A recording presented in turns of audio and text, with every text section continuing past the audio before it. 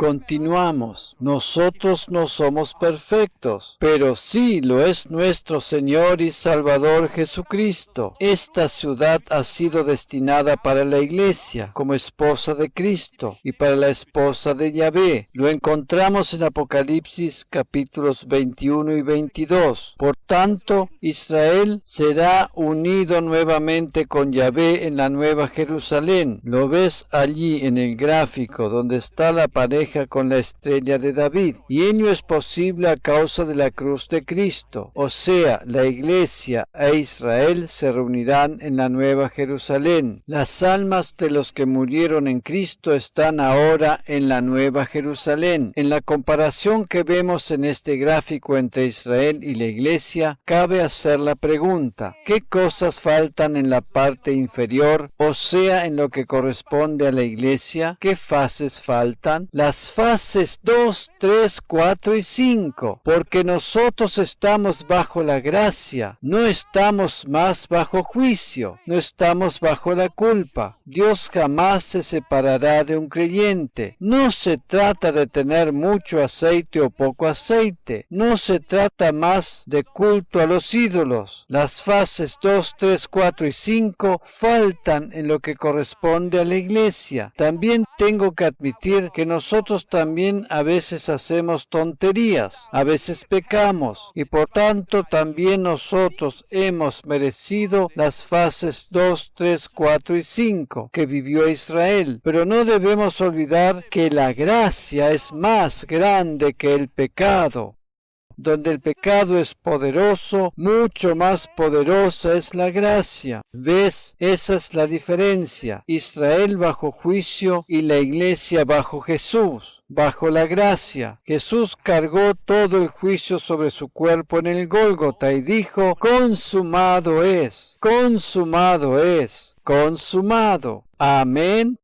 Consumado. Por esa razón, en el caso de la iglesia se trata de purificación. Cuando nosotros hacemos alguna tontería como los israelitas, Dios aplica purificación. Cuando experimentamos el nuevo nacimiento, nuestro espíritu fue hecho santo y justo, es puro. Por otra parte, nuestra alma necesita santificación y purificación. Si cometemos un error como los israelitas, Dios aplica purificación. ¿Por qué razón? Porque uno dijo: consumado es. Porque alguien dijo: consumado es. Calá, mi esposa, mi novia es protegida, mi novia es purificada, mi novia es cuidada, mi novia no tiene arrugas. Mi novia no tiene mancha alguna, mi novia es pura, mi novia es limpia, ella es pura. ¿Lo entiendes? El mejor plan de Dios para nosotros es que podamos vivir siempre en su voluntad perfecta. Pero si los creyentes fallan o pecan, eso no significa el fracaso total para sus vidas, tampoco significa perder la salvación. Muchas veces los creyentes piensan que los peores pecados son los sexuales y que aquel que peca sexualmente pierde la salvación. Pero ¿qué sucede entonces con las mentiras? ¿Qué entonces con engañar? ¿Qué entonces con las mentiras piadosas? No debiéramos hacer diferencias entre pecado más grande y pecado más pequeño. Pecado es pecado, y Jesús pagó el precio por todos los pecados, por cada pecado. Cuando yo observo al cuerpo de Cristo, encuentro muchos pecados especiales en el acuario de la iglesia, y no todo es puro, no todo se ve limpio, no todo es teológicamente bueno ni justo y puro. A pesar de ello, el Señor nos purifica constantemente de estas manchas y arrugas. Muchas personas no comprenden que se dañan a sí mismas al vivir cometiendo los mismos pecados que comete el mundo. Tú te dañas a ti mismo si no intentas vivir en la perfecta voluntad de Dios. Tú posees un libre albedrío y puedes decidir lo que quieres, pero te dañas a ti mismo si no vives de la manera que Dios lo planeó para ti en su palabra. Tienes que comprender que los creyentes que pecan se dañan a sí mismos, perdiendo grandes bendiciones sobre la tierra, pero de ninguna manera pierden la salvación, porque la seguridad de salvación permanece por la eternidad. Observamos nuevamente este gráfico. ¿Qué cosas faltan en las 5 fases proféticas de la Iglesia? Juicio. Eso es lo que falta, porque cuando fallamos, el Señor limpia nuestras almas y la sangre nos limpia en un proceso continuo, como está escrito en 1 de Juan capítulo 1, versículo 9. Leemos de la versión Reina Valera 2015. Si confesamos nuestros pecados, Él es fiel y justo para perdonar nuestros pecados y limpiarnos de toda maldad. De acuerdo al original griego, se trata de un proceso continuo y reiterado. Amén. ¿Cuál es el camino para tener una vida que agrade a Dios? Simplemente colocarte bajo la palabra, escuchar la palabra de Dios, la palabra de la gracia. Ella hace su obra, la palabra te vivifica. Es el camino para abandonar las sendas antiguas de pecado. Ese es el camino por el cual irás pecando cada vez menos. Eso sucede cuando eres consciente de que eres la justicia de Dios en Cristo Jesús. Aleluya. Ese es el camino. Esa es la transformación. ¿Cómo somos transformados en la vida diaria? ¿Cómo es transformado el creyente bajo el nuevo pacto en su vida diaria? Es transformado desde adentro, desde el interior hacia afuera. Cuanto más conoces la gracia, cuanto menos quieres pecar. Amén. Cuanto más conozcas la gracia, cuanto menos pecarás. Cuanto más conozcas la verdadera gracia, cuanto más comprenderás cuánto el Señor te ama. Este conocimiento también te purifica y produce como resultado que no cometerás más los pecados que hacías en el pasado. ¡Wow! La palabra de Dios opera santidad práctica. En la santidad práctica somos transformados desde adentro hacia afuera. ¿No es esto maravilloso? Este es el camino de Dios. ¿Quiere Dios que tu vida sea transformada en tu espíritu, alma y cuerpo, tanto en lo físico como en lo espiritual? Absolutamente que sí, pero el camino de purificación para la Iglesia es diferente a lo que era para Israel en el antiguo pacto. Justamente ese es el gran error que cometen muchas iglesias locales. Aplican el camino del antiguo pacto para Israel en la Iglesia, pero el camino para la Iglesia, el camino del nuevo pacto es diferente. El cambio sucede desde el interior hacia afuera y para Israel era desde afuera hacia adentro. Ahora me quiero referir a 5 razones por las que las 10 vírgenes no son la Iglesia, por las cuales las 10 vírgenes no representan a la Iglesia. En otras palabras, 5 razones por las cuales los creyentes renacidos en Cristo no son representados por las 10 vírgenes. La parábola de las 10 vírgenes es muy conocida. La encontramos en el Evangelio de Mateo capítulo 25, en los versículos 1 al 10. Ahora leeremos este pasaje. En el versículo 1 ya encuentro las 5 razones por las cuales veremos por qué razón la Iglesia no representa las 10 vírgenes, o por qué razón las 10 vírgenes no representan a la Iglesia. En el versículo 1 hay indicios concretos de estas 5 razones. Leemos de la versión Reina Valera 2015. Ok,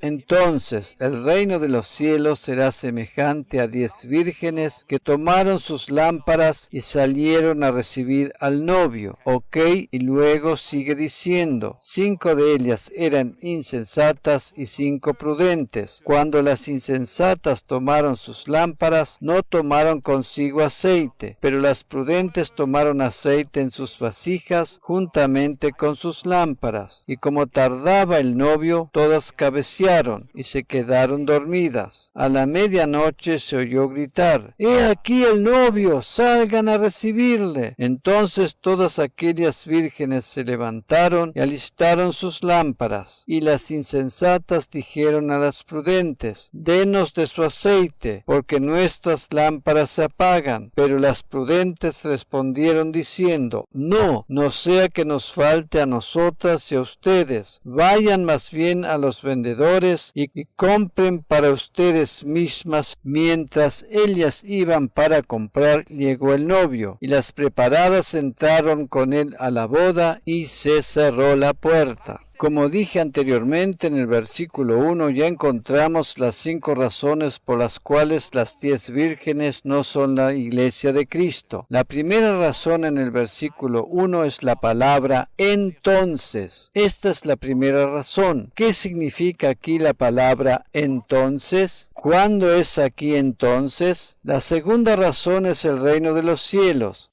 La tercera razón, las vírgenes mismas. La cuarta razón son las lámparas. La quinta razón es el novio, como también la boda. Ahora nos concentraremos en estos 5 aspectos. Comenzamos con la palabra entonces. Así comienza Mateo 25. Luego nos preguntaremos qué significa el reino de los cielos. En tercer lugar nos preguntaremos quiénes son estas vírgenes. Y luego nos preguntaremos qué significan estas lámparas. Y por último, qué significa aquí la boda en relación al novio. ¿Ok?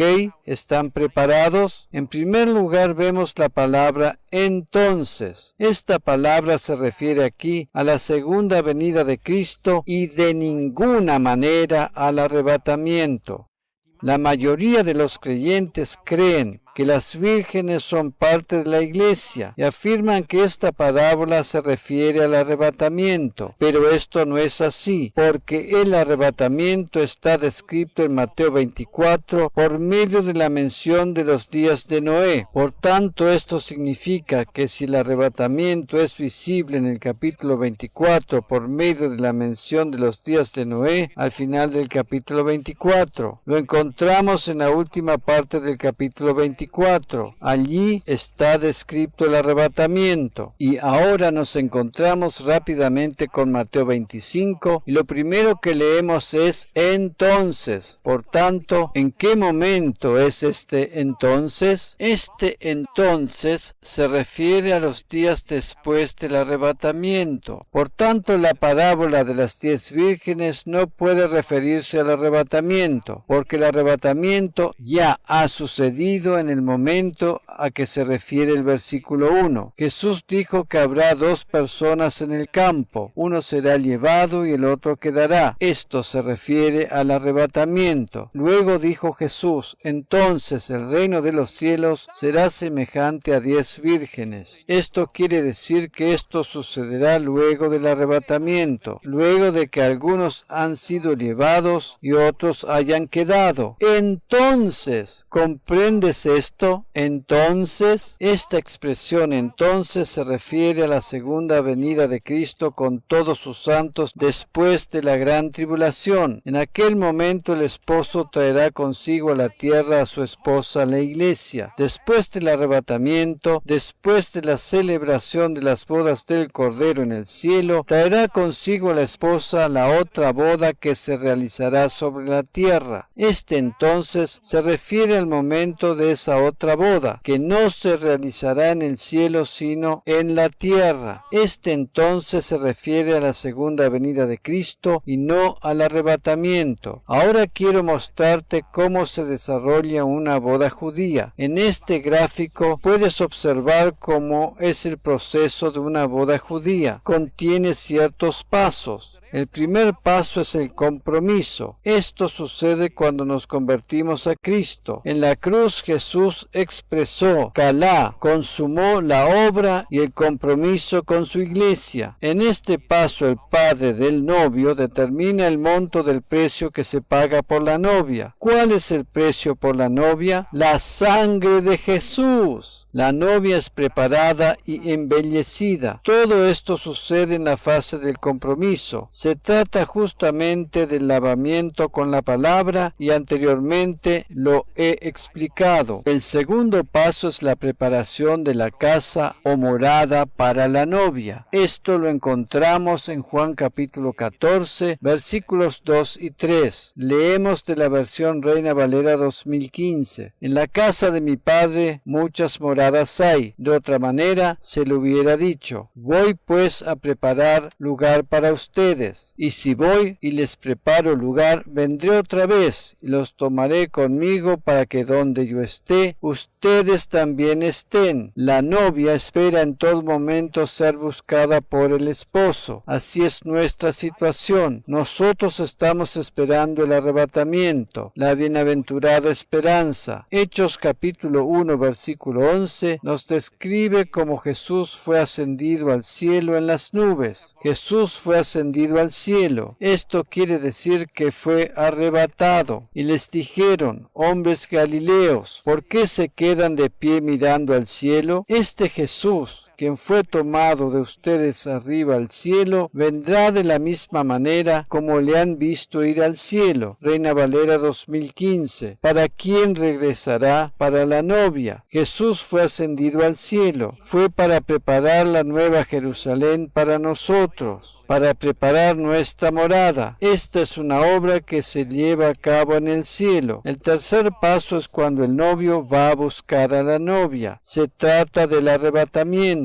Como dije anteriormente, aquí se trata de un aspecto paralelo de una boda judía. Los tres pasos de esta boda judía los vemos también en el compromiso, la preparación de la casa o vivienda y la búsqueda de la novia por parte del esposo. El momento en que el novio busca a la novia lo determina el padre del novio. El cortejo nupcial acompaña al novio. De manera equivocada, muchos interpretan que aquí se trata de las 10 vírgenes, pero no es de esa manera. Estas aparecen más tarde. El novio busca a la novia. Este es el día del arrebatamiento. Ahora vamos al segundo gráfico con otros aspectos de la comparación de una boda judía. Cuando seremos arrebatados, lo seremos para ser llevados a la ceremonia de bodas en el cielo. En la costumbre judía también se trataba de la ceremonia de bodas. Para nosotros, como Iglesia de Cristo, esta ceremonia de bodas se llevará a cabo en el cielo. La purificación ritual de la novia se completará allí en el momento en que serán entregados los galardones. Podríamos denominarlo el tribunal de los galardones. Allí serán quemados la madera, el heno y la hojarasca, un paso de la purificación ritual. Esta es la purificación final de todo el proceso de purificación por medio del lavamiento con la palabra. El resto de obras infructuosas serán definitivamente quemadas. Lo único que permanecerá será el oro, la plata y las piedras preciosas. Todas las obras carnales serán quemadas. De eso se trata el tribunal de Cristo o el tribunal de los galardones. Y el resultado es el vestido blanco, la plena justicia, solo la justicia. El vestido de lino para la novia es el vestido de lino que recibiremos.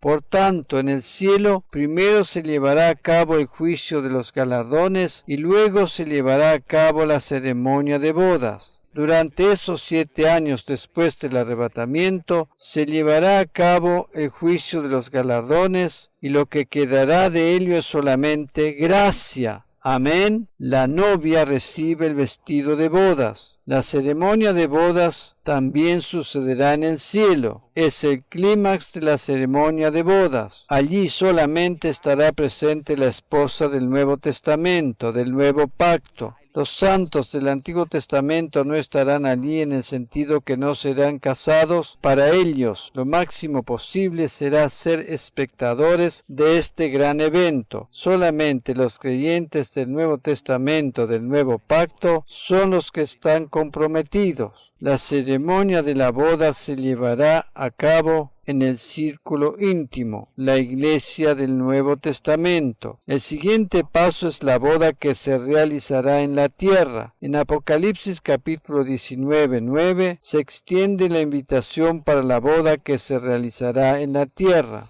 El ángel me dijo: escribe, bienaventurados los que han sido llamados a la cena de las bodas del Cordero. Me dijo además: estas son las palabras verdaderas de Dios. Reina Valera 2015. Aquí comprendemos que las vírgenes de la parábola de Mateo 25 está relacionada con esta segunda boda. Esta boda sobre la tierra se llevará a cabo al final de la gran tribulación, que durará 7 años. La segunda venida de Jesús sucederá al final de la gran tribulación. Entonces, en aquel momento, el reino de los cielos corresponde con la parábola de las 10 vírgenes. El regreso de Jesús a la tierra junto con su esposa, la Iglesia, nos introducirá en el milenio. Apocalipsis 20, versículo 4. Y vi tronos, y se sentaron sobre ellos, y les concedió hacer juicio. Y vi las almas de los degollados por causa del testimonio de Jesús y por la palabra de Dios. Ellos no habían adorado a la bestia ni a su imagen, ni tampoco recibieron su marca en sus frentes ni en sus manos. Ellos volvieron a vivir y reinaron con Cristo por 1000 años. Reina Valera 2015. Ahora los amigos del esposo participarán de la fiesta. Estos son los santos del Antiguo Testamento y los mártires durante el tiempo de la gran tribulación. En esos momentos los santos del Antiguo Testamento recibirán